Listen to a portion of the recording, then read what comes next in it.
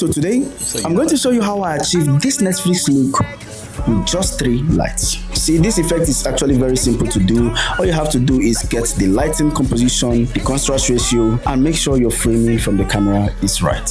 Without further ado, let's do this.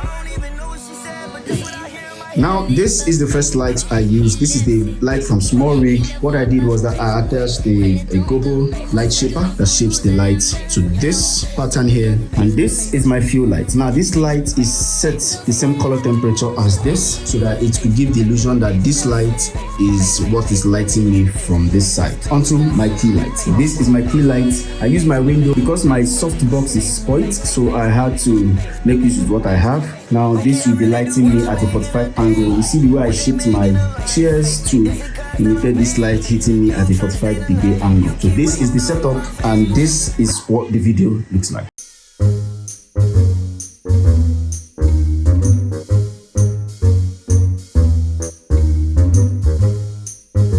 You see, you don't need to have everything you need to get started. You just need to get started to have everything you need. Who wrote this script?